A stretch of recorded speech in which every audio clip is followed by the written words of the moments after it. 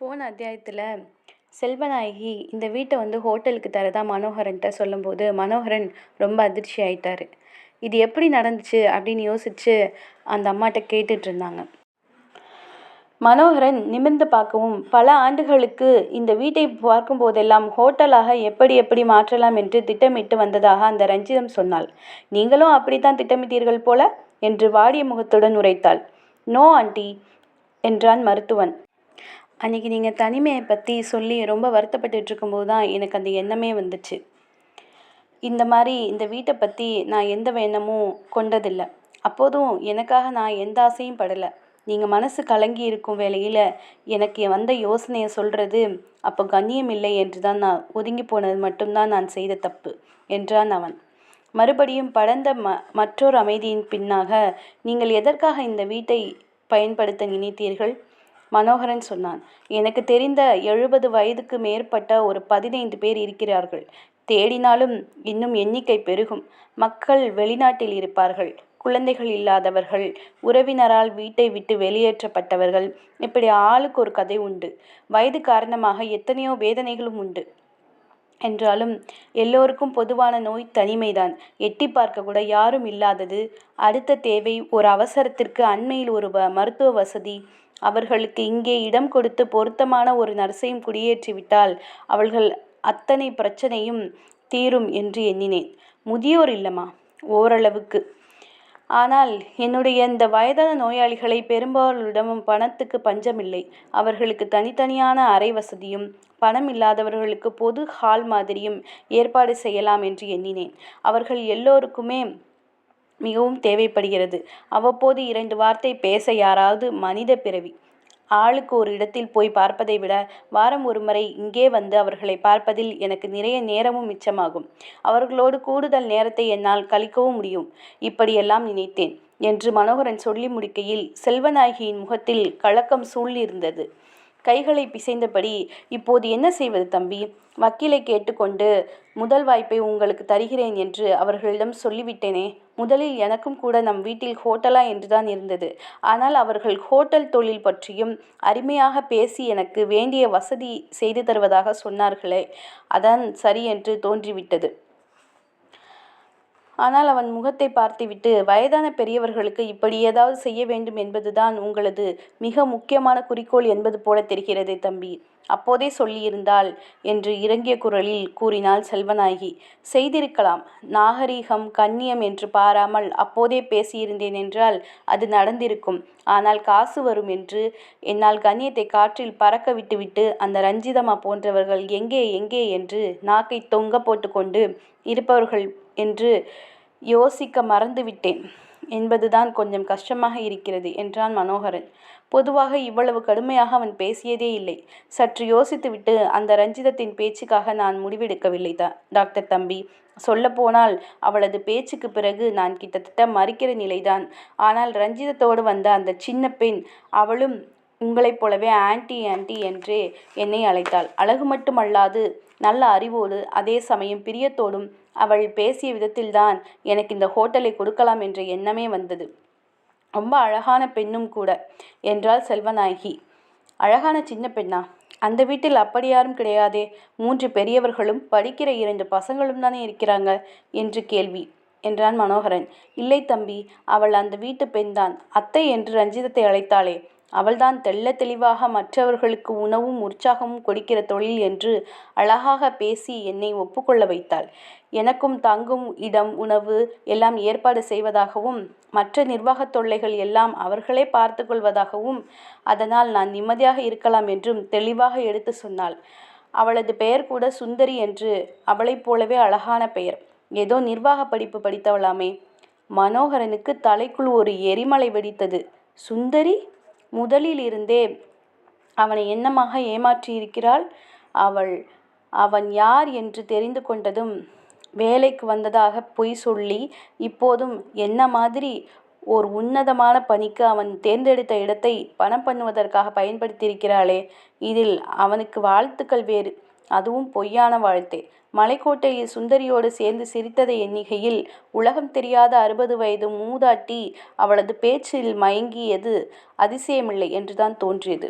ஆனால் இப்போது 2 பிரிவாக கிளம்பி இடையே கிளை பிரிந்து செல்லும் அழகான மாடிப்படிகளும், மாடி 2உடன் சேர்ந்து 3 தளங்களும், நிறைய அறைகளும், பெரிய ஹாலும், இதுபோல ஒரு இடம் அவனுக்கு எங்கே கிடைக்கும்?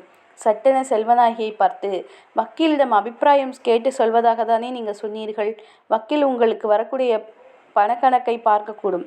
எதற்கும் ஒரு கட்டிடக்கலை நிபுணரை கூப்பிட்டு ஆராய சொன்னால் இந்த வீடு எந்த நோக்கத்திற்கு பெரிதும் பொருந்தும் என்று சொல்வாரல்லவா? அதையும் கேட்டு கொண்டு அதன் பிறகு அமுதம் ஹோட்டலுக்கு உங்கள் முடிவை தெரிவிக்கலாமே என்றான் மனோகரன். சற்று யோசித்துவிட்டு, நீங்க சொல்வதும் சரிதான் தம்பி என்றார் செல்வநாயகி. எங்கள் வக்கீலிடம் பேசி அவரை உங்களிடம் தொடர்பு கொள்ள சொல்கிறேன். உங்களுக்கு தெரிந்த கட்டிடம் பற்றி படித்த ஆள் யாராவது இருந்தால் அவரிடம் சொல்லுங்கள். நிபுணர் வந்து வீட்டை பார்க்கட்டும். அப்புறம் அவங்க சொல்கிறபடி கடைசி முடிவை எடுப்போம். செல்வநாயகியின் பேச்சை ஒத்துக்கொண்டு மனோகரன் சென்றுவிட்ட போதும் அவனால் சுந்தரியை மன்னிக்க முடியவில்லை. இதன் காரணமாக 2 தினங்கள் சென்ற பின் திருச்சியில் காரை ஓட்டி சென்று கொண்டிருந்த போது மனோகரன் ஓரமாக காரை நிறுத்திவிட்டு இறங்கி மறுபுறம் இருந்த பெரிய பல்பொருள் அங்காடி ஒன்றினுள் புகுந்தான். அங்கே அலங்கார சாதனங்கள் பகுதியில் எதையோ எடுத்து கொண்டிருந்த சுந்தரியிடம் சென்று, ஓ, இதையெல்லாம் போட்டு தீட்டித்தான் மனதில் இருப்பதை முகம் காட்டிவிடாமல் மற்றவர்களை ஏய்ப்பது உன் வழக்கம் போல என்றான் மெல்லிய குரலில் தெளிவாக. அவசரமாக திரும்பிய சுந்தரியின் முகம் மனோகரின் பேச்சில் சட்டென மாறியது.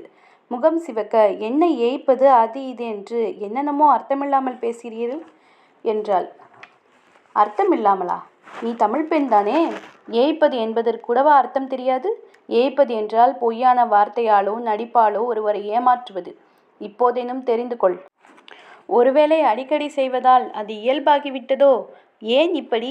எதில் நான் உங்களை ஏமாற்றிவிட்டேன் என்கிறீர்கள் என்று சினத்துடன் கேட்கும்போதே தான் யார் என்று மனோகரனுக்கு தெரிந்துவிட்டது என்று யூகித்துவிட்டாள் சுந்தரி. ஆஹா, ஒன்றுமே தெரியாத மாதிரி எப்படி கேட்கிறாய்? நீ யார் என்பதை மறைக்கவில்லை. வரவேற்பு பெண்ணாம், வேலைக்கு வந்தவளாம். என்ன கதை? உங்கள் குடும்பத்துக்கும் எங்கள் குடும்பத்துக்கும் ஆண்டு கணக்கில் ஆகாது. யார் என்று சொன்னால் வீண் எரிச்சல் தானே. அதற்காக மறைத்ததால் என்னவோ பஞ்சமுக பாதகம் போல ஏய்த்தேன், ஏமாற்றினேன் என்று குற்றம் சாட்டுகிறீர்களே என்று ஓரளவு தனிவாகவே விளக்கம் கூறினார் சுந்தரி. ஆனால் மனோகரன் சமாதானமாக போவதாக இல்லை. அப்படி பார்த்தால் மலைக்கோட்டையில் சந்தித்த போதேனும் உண்மையை சொல்லியிருக்கலாமே. வார விடுமுறை என்று அப்போதும் அதே பொய்யைதானே தொடர்ந்தாய்? ஏன் அப்போது மட்டும் எங்கள் வீட்டாரிடம் நீங்கள் அன்பை காட்டிக்கொண்டாயிருந்தீர்கள்? உண்மை தெரிந்தால் முகத்தை திருப்பி கொண்டு போய்விடுவீர்களோ, அப்புறம் பேசவே மாட்டீர்களோ என்று சற்று கவலையாக இருந்தது. அதற்கு ஏற்றாற்போல நீங்களும் உடனேயே அத்தை பற்றி மோசமாக பேசவில்லை. பிறகு பேச மாட்டேனா என்ற கவலையா? சட்டென மனோகரின் மனம் இளகி உடனே மீண்டும் கடினமடைந்தது. இப்படி ஒரு வார்த்தையில் இலகி விடுவதா? அன்றைக்கே இவளிடம் வயதானவர்கள் பற்றி பேசியிருக்கிறான். அதற்கு பிறகும் செல்வநாயகிடம் போய் ஹோட்டலுக்கு தருமாறு ஒத்துக்கொள்ள வைத்திருக்கிறாளே. அப்படி பார்த்தாலும் வயதானவர்கள் பற்றி என் முயற்சி உனக்கு தெரியுமல்லவா? அதன் பிறகும் அந்த செல்வநாயகி அம்மாவிடம் போய் அவங்க வீட்டை வந்து உங்கள் ஹோட்டலுக்கு விஸ்தரிப்புக்காக கேட்டிருக்கிறையே. கேட்டு அழகாக பேசி அவர்களையே ஒத்துக்கொள்ள வைத்துவிட்டு எனக்கு வாழ்த்து வேறு சொன்னையே. இதற்கு என்ன பெயரா? அவனை விசித்திரமாக பார்த்துவிட்டு, உங்கள் நோக்கத்திற்காக ஓடையோரத்து வீட்டை தான் கேட்கப் போவதாக நீங்கள் எப்போதாக குறிப்பாக வேணும் என்னிடம் தெரிவித்ததுண்டா என்று சுந்தரி கேட்க அந்த மருத்துவன் திகைத்து போனான். சுந்தரி அழுத்தம் திருத்தமாக கேட்ட பிறகுதான் அவளது கேள்வியில் உள்ள உண்மை மனோகரனுக்கு உரைத்தது. அவளிடம் அவன் அவ்வளவு தெளிவாக சொன்னது இல்லைதான். அதற்கு உள்ளாவே என்னென்னவோ நடந்துவிட்டது. நடந்ததை மாற்ற முடியுமா? ஒருவேளை அந்த பிரச்சனையின் தீவிரமும் அவளுக்கு புரிந்தால்? ஒரு கணம் யோசித்துவிட்டு, உனக்கு அவசரம் இல்லை என்றால் என்னோடு வருகிறாயா? பேசிக்கொண்டே போகலாம். சில பேரை சும்மா ஒரு தரம் பார்த்துவிட்டு அப்படியே இந்திரபுரையில் இறக்கி விடுகிறேன் என்று சுந்தரியை அழைத்தான் அவன். உன் காரை அனுப்பிவிடலாம். ஆங்கிலத்தில் ஆலிவ் பிரான்ச் என்பார்கள். சமாதான முயற்சி. டாக்டர் மனோகரனும் அதைத்தான் செய்ய முயற்சிக்கிறான் என்று சுந்தரி நினைத்தாள். எனவே தான் வந்த ஹோட்டல் காரில் ஹோட்டலுக்கு வாங்கிய சில மொத்தமான ஜாமான்களையும் ஏற்றி வைத்து விட்டாள். இன்னும் கொஞ்ச தூரம் ஊரை சுற்றி பார்த்துவிட்டு வருவதாக சொன்னேன் என்று வீட்டில் சொல்லிவிடு என்று காரை ஓட்டியவரிடம் கூறி அனுப்பி வைத்தார். மனோகரன் சுந்தரியை முதலில் அழைத்து போன இடம் ஓர் 80 வயது கிழவரின் இருப்பிடம். ஃப்ளாட். வீடு வசதியாகத்தான் இருந்தது. கண்களில் ஒளி குன்றி கூன் விழுந்த முதுகுடன் காணப்பட்டார் அவர். சங்கிலி மாட்டிய கதவை லேசாக திறந்து பார்த்தவரின் முகம் மனோகரனை கண்டதும் பிரகாசமுற்றது. வாருங்கள் வாருங்கள் என்று கதவை திறந்துவிட்டு அவர்களை உள்ளே அழைத்துச் சென்றார் பெரியவர். சோஃபாவில் அவர் உட்கார்ந்திருந்த இடம் அழுந்தி தெளிவாக தெரிந்தது. பக்கத்திலேயே ஒரு டீஃபாய். சுந்தரியின் பார்வையை கவனித்துவிட்டு, காஃபிமா? சாதாரண ஃப்ளாஸ்க் 500 வாங்கி கீழே விழுந்ததில் உடைந்து போய்விட்டது. அதனால் இதை வாங்கி வைத்தேன். கை நடுக்கத்தில் விழுந்தாலும் உடையாதல்லவா என்றபோது அவரது உள்ளம் உருகியது. கை நடுக்கத்தில் கண்ணாடி ஃப்ளாஸ்க் உடைந்த போது காஃபியோடு விழுந்திருக்குமோ? கீழே தரையில் பரவிய காஃபியை பார்த்தபடி பெரியவர் வருத்தத்துடன் உட்கார்ந்திருப்பது போல காட்சி தோன்றி அவளை வருத்தியது. உங்களுக்கு சமைத்து தருவது யார் என்று வினவினாள். ஒருத்தருக்கென்று யாரை அமர்த்துவதுமா? அப்படி பார்த்தாலும் அந்த ஆளை கட்டி மேய்க்க வேண்டும். கஷ்டம். இங்கே ஒரு வீட்டில் செய்து தருகிறார்கள். காஃபி வரை இப்படி போட்டு வைத்து விடுவார்கள். ஆனால் சுவைதான். சரிம்மா, என் புராணத்தை விடு. என்ன டாக்டர், காஃபி குடிக்கிறீங்களா? என்னம்மா, உனக்கு இன்னும் கொஞ்சம் ஊற்றட்டுமா? உங்கள் காஃபியை எங்களுக்கு தந்துவிட்டு அப்புறம் உங்களுக்கு என்ன செய்வீர்கள்? பரவாயில்லைம்மா, காஃபி குடிக்கிற கொஞ்ச நேரம் டாக்டர் கூடுதலாக இங்கே இருப்பார் அல்லவா? காஃபி சுகத்தை விட அது 10 மடங்கு பெரியதாயிற்றே. 10 மடங்கா? ஆமாம்மா, குறைந்தது 10 தடவையாவது மீண்டும் மீண்டும் நினைத்து சந்தோஷப்படுவேனே. வைத்தியம் செய்கிற மருத்துவன் அவன் வந்து ஓர் 5 நிமிஷங்கள் உரையாடுவதை இவ்வளவு ஆர்வமாக எதிர்பார்ப்பது என்றால் அவளுக்கு உள்ளே வலித்தது. டாக்டர் திடுமென அவளை அழைத்தான். கூடவே இருந்தால் இடையிலும் அந்த பெரியவரோடு பேசி தயார்படுத்த வழியில்லை. எனவே இது உண்மைதான். மற்ற வேலைகளுக்கு ஆள் இருக்கிறதா சார் என்று விசாரித்தாள். ஓ, காலை மாலை இருவேளையும் வந்து பெருக்கி துடைத்து பாத்திரம் கழுவி போட்டு விடுவார்கள். வாரத்துக்கு ஒரு முறை ஒட்டடை அடிப்பது, மிஷினில் துணி துவைப்பது. காலையில் துவைத்து காய போட்டுவிட்டு சாயந்தரம் வந்து எடுத்து வைப்பாள். பெரியவரின் தேவைக்கேற்ற விளக்கங்கள் எதையோ சொல்லின. கூடவே தினமும் இருவேளை பெருக்கி துடைக்கும். வீட்டில் அங்கே அங்கே மூளை முடுக்குகளில் படிந்திருந்த தூசு சுந்தரியின் மனதை உறுத்தியது. சுமார் 10 நிமிஷங்கள் அந்த பெரியவரோடு பேசிக்கொண்டு இருந்துவிட்டு இருவரும் கிளம்புகிற நேரத்தில் அவருக்கு 1000 சந்தேகங்கள் கிளம்பின. மனோகரன் சிரித்த முகமாகவே அவரது சில கேள்விகளுக்கு பதிலளித்துவிட்டு, மீதியை அடுத்த முறை கேளுங்கள் பாலு சார், அல்லது அடுத்த தடவை பேசுவதற்கு விஷயம் ஒன்றும் இராது என்று கூறவும் அவர் அசடு வழிய விடை கொடுத்தார். மனோகரன் சுந்தரியை அழைத்து சென்ற அடுத்த இடமும் முன்னதை போலத்தான். ஆனால் இந்த வீட்டில் இருந்தது ஒரு பெண்மணி. எல்லா வகையிலும் கிட்டத்தட்ட ஒரே மாதிரியான அனுபவம் நேர்ந்த போதும் மூளை முடுக்குகளில் இருந்த தூசியை காட்டி வேலைக்காரி சரியாகவே சுத்தம் செய்ய மாட்டேன் என்கிறாள். சொன்னால் வேணும்னா வேற ஆளை வச்சுக்கங்க என்கிறாள். முன்னே பின்னே வேலை செய்தாலும் இவளை நம்பலாம். என்னென்னமோ நடக்கிறது, படிக்கிறோம். புது ஆள் வைக்க பயமாக இருக்கிறது என்றால் அந்த அம்மாள். முன்னெல்லாம் வீட்டை கண்ணாடி போல வைத்திருப்பேன். இப்போது என்னால் முடியவில்லையப்பா. வேறு வழி இல்லாமல் இந்த தூசுக்குள்ளேயே வாழ பழகிட்டேன் என்று அவர் சேர்ந்து சொல்லவும் சுந்தரிக்கு பரிதாபத்தில் நெஞ்சு கனத்தது. மீண்டும் காரில் ஏறுகையில் அது பற்றி அவள் வருத்தத்துடன் கூற, தோளை குலுக்கி, ஏதோ புரிந்து கொள்ள முடிந்ததா? சரி என்றான் மனோகரன்.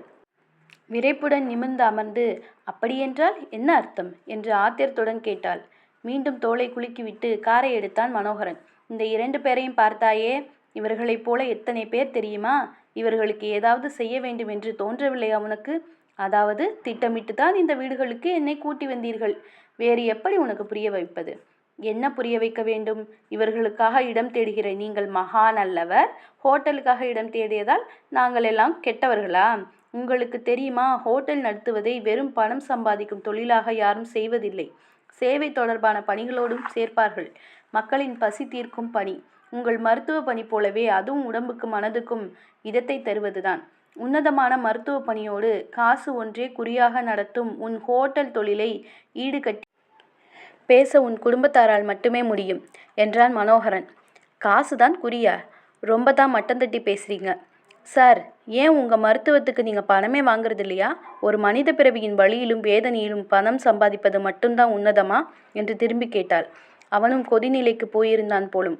வாங்குகிறேன், ஆனால் இருப்பவர்களிடம் மட்டுமே. இல்லாதவர்களுக்கு இலவசமாகவும் மருத்துவ பணி செய்கிறேன். உங்கள் ஹோட்டலில் அப்படி ஏதேனும் செய்ததுண்டா?